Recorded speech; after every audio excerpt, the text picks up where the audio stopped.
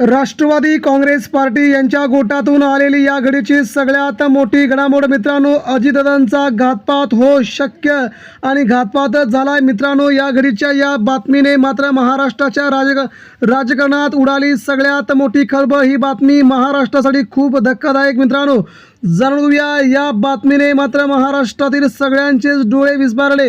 नेमकी काय आहे बातमी विमानाच्या संदर्भातीलच मित्रांनो ही बातमी। आणि कोण आहेत ते 12 जण आणि तो मुख्य व्यक्ती ज्याने आता अजित पवारांचा घात केला, या सगळ्यांचेच चेहरे अखेर आले समोर मित्रांनो। ही बातमी तुम्हाला पूर्ण बघावी लागेल जेणेकरून महाराष्ट्राचं राजकारण नेमकं कसं चाललंय ते तुम्हाला बघायचं आहे मित्रांनो। आता बघूया या बातमीचा सविस्तर घेतलेला महत्त्वाचा आढावा। अजितदादा पवार यांचा घातपात झालाय। रोहित पवार गेल्या 15 दिवसांपासून महाराष्ट्राला सांगतायत आणि याच्या पाठीमागे मित्रांनो कुणाचा हात आहे आणि नेमकं कोण याच्या पाठीमागे हे रोहित पवारांनी सांगितल्यानंतर आज मात्र तो चेहरा उघड झालाय।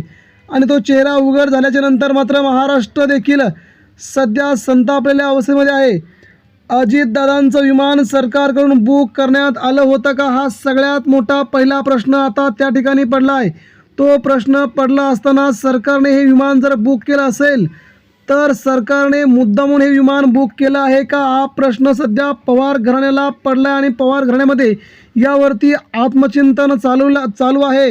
विमान बुक कोणी केलं, सर्वात महत्त्वाचं कारण अजितदादा बारामतीचा दौरा खाजगी असताना विमान बुकिंग सरकारकडून का करण्यात आली, कोणाच्या सांगण्यावरून हे बुकिंग करण्यात आलं, ही या घडीची सगळ्यात मोठी या CIDच्या तपासामध्ये सगळ्यात मोठी बाब आता समोर येत आहे।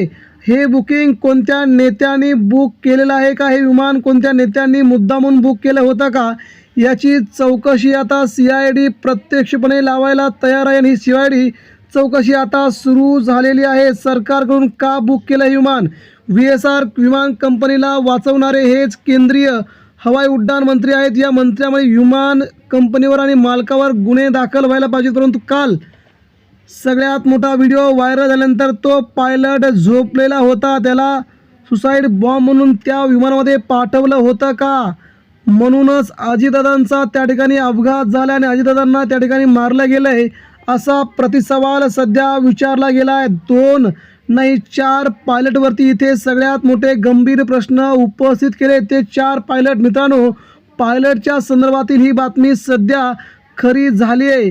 आणि इथे मात्र पायलटनेच दादांचा गेम केलाय का हे आता समजून घ्यायचं आहे। जे वैमानिक ट्रॉफिकमध्ये अडकले होते ते नक्की अडकले होते की त्यांची नावं, ते कोण होते, कुठल्या ट्रॅफिकमध्ये अडकले होते, तिथले सगळे CCTV कॅमेरे अजूनही सरकार DCA कंपनी द्यायला तयार नसल्याने आता 100% हा संशय 100% वाढतोय। आणि याचमुळे मित्रांनो ते आलेच नाहीत का, त्यांना येऊ दिलं नाही, CCTV चेक केलं पाहिजे, त्या चौघांना ताब्यात घेऊन त्यांची चौकशी केली गेली, तेव्हा कळलं की हे सध्या महत्त्वाचं सगळ्यात मोठं विधान केलं आहे रोहित पवारांनी।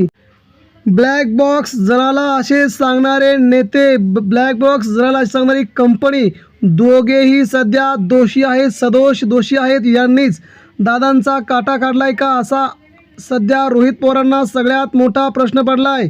सरकारने त्याशी छेडछाड केली का, ब्लॅक बॉक्सची जर सरकारने छेडछाड केली असेल तर सगळेच दोषी ठरतील असा थेट आरोप सध्या केला गेला आहे।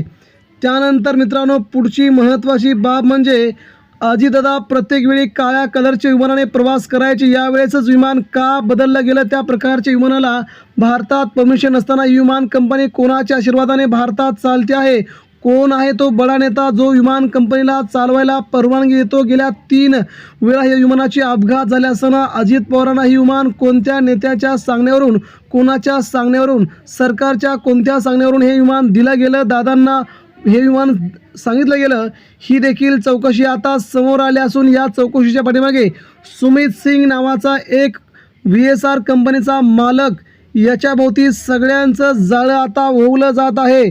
अजितदादा घरातून निघाल्यानंतर विमानात बसेपर्यंतचे 1 तासांचा CCTV कॅमेऱ्याचा कव्हरेज सरकार अजूनही सार्वजनिकरित्या जाहीर का करत नाही, तपास यंत्रणा का देत नाहीत, त्यांच्याबरोबर कोण कोण होते असा देखील सगळ्यात मोठा सवाल विचारला जात आहे। त्यांच्या पक्षाचे नेते दादांच्या सोबत होते का, दादांना त्या विमानापर्यंत सोडण्यासाठी कोणकोणते नेते आले होते, दादांना विमानामध्ये कोणी बसवलं, ही देखील कॅमेऱ्याची सगळ्यात मोठी CCTV कॅमेऱ्याची पूर्ण क्लिप आता हाती यायला पाहिजे, असं सध्या रोहित पवारांनी आज स्पष्टपणे म्हटलं आहे.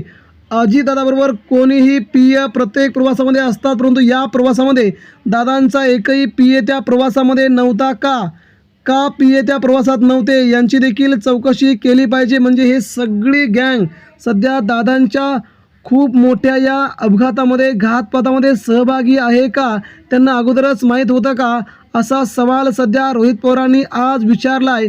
म्हणूनच तर महाराष्ट्राचं राजकारण आता खूप मोठ्या वळणावरती असून याच्यामुळे सरकार देखील पडू शकतं, केंद्रातलं सरकार देखील कोसळू शकतं, अशी शक्यता सध्या निर्माण झाली आहे. तेव्हा अजितदादा यांचा हा अपघात नव्हताच, तो 100% घातपातच होता, हे आता जवळजवळ खरं ठरताना दिसत आहे. मित्रांनो, यावर आपल्या प्रतिक्रिया द्या.